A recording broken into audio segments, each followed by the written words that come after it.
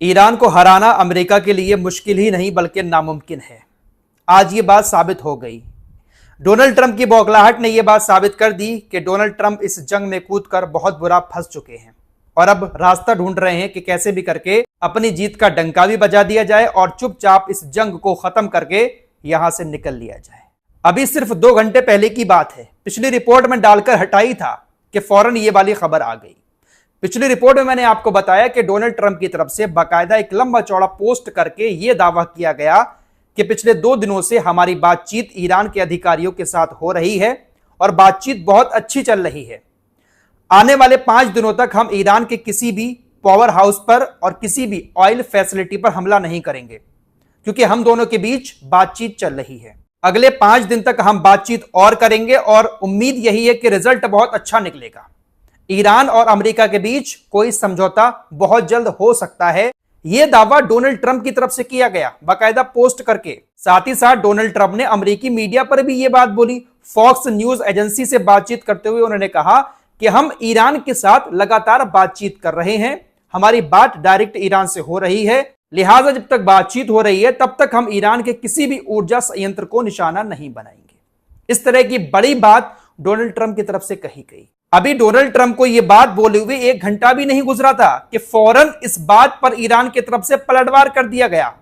Iran के विदेश मंत्री अब्बास अराक्ची ने कहा कि आप हमसे क्या बातचीत कर रहे हो, यह युद्ध हमने शुरू नहीं किया है, यह युद्ध अमेरिका ने शुरू किया है, आप अमेरिका से बात करें। यह बात उन्होंने एक मीडिया एंकर से कही। ईरानी अधिकारियों की तरफ से अब ऑफिशियली बयान आया है ट्रंप के इस दावे पर कि हमने 5 दिन के लिए जंग को रोक दिया है, हम ईरान से बातचीत कर रहे हैं। ईरानी अधिकारियों का कहना है कि हमारी किसी तरह की कोई भी बातचीत ट्रंप से नहीं हुई है और ना ही अमेरिकी अधिकारियों से जंग रोकने के बारे में कोई बातचीत हुई है। हम किसी तरह की कोई बातचीत अमेरिका से करना ही नहीं चाहते हैं और ना ही हमने की है। ट्रंप ये जो बड़े बड़े दावे कर रहे हैं कि हमारे बीच बातचीत हो रही है, हम इसको सिरे से खारिज करते हैं। हम तब तक इस जंग को खत्म नहीं करेंगे, हम तब तक सीज फायर पर बात नहीं करेंगे जब तक हम पूरी तरह से अपने टारगेट को हासिल नहीं कर लेते हैं। सिरे से ईरान ने डोनाल्ड ट्रंप के इस दावे को खारिज कर दिया। तो क्या डोनाल्ड ट्रंप झूठ बोल रहे हैं दुनिया के सामने? क्या डोनाल्ड ट्रंप बुरी तरह से फंस चुके हैं? इस जंग से बाहर निकलने का कोई बहाना ढूंढ रहे हैं? क्या डोनाल्ड ट्रंप बात करने की ईरान से लगातार कोशिश कर रहे हैं और ईरान बात नहीं कर रहा है? क्या इसीलिए डोनाल्ड ट्रंप की तरफ से इस तरह का पोस्ट किया गया है कि शायद ईरान हमसे बातचीत कर ले? ईरान ने सिरे से खारिज कर दिया है। ईरानी अधिकारियों का कहना है कि जो डोनाल्ड ट्रंप इस तरह का दावा कर रहे हैं वो इसलिए कर रहे हैं क्योंकि हमने बड़ी बड़ी इनको धमकियां दी हैं कि आप 48 घंटे के अंदर हमारे पावर हाउस पर हमला करके तो देखो, हम मिडिल ईस्ट के हर एक पावर हाउस को उड़ा देंगे। हमारे इन्हीं धमकियों की वजह से डोनाल्ड ट्रंप इस तरह की बात कर रहे हैं और 5 दिन तक हमले बंद करने का ऐलान कर रहे हैं। ईरानी अधिकारियों ने कहा कि डोनाल्ड ट्रंप जो बातें कर रहे हैं इसको मनोवैज्ञानिक युद्ध भी कहते हैं। हम तब तक अपने हमलों को बंद नहीं करेंगे, तब तक हम सीज फायर के लिए राजी नहीं होंगे जब तक हम अपने सारे टारगेट हासिल नहीं कर लेते हैं। स्टेट ऑफ हॉर्मुज जिस तरह से बंद है उसी तरह से अभी भी बंद रहेगा।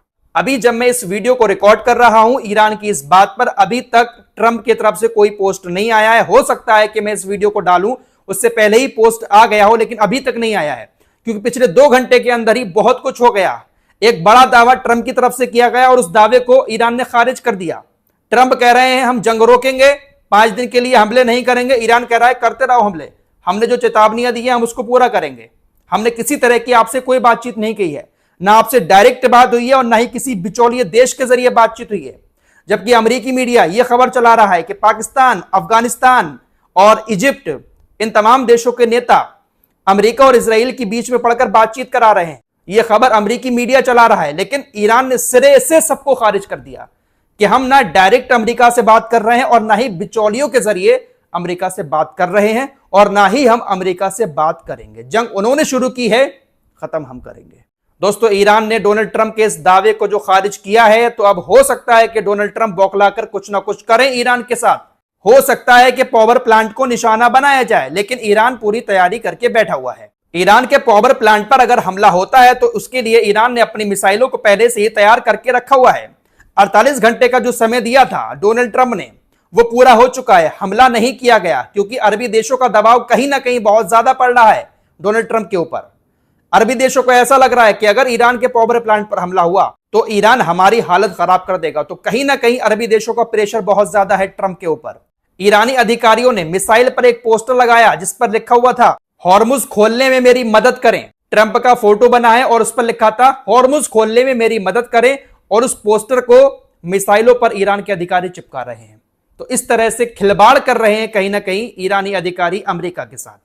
तो कह सकते हैं कि ईरान इस जंग को आखिरी दम तक लड़ता रहेगा। दोस्तों, ईरान ने स्ट्रेट ऑफ हॉर्मुज से गुजरने वाले जहाजों से जो टैक्स वसूली शुरू की है, इसको लेकर भी पूरी दुनिया के अंदर ईरान की आलोचना हो रही है।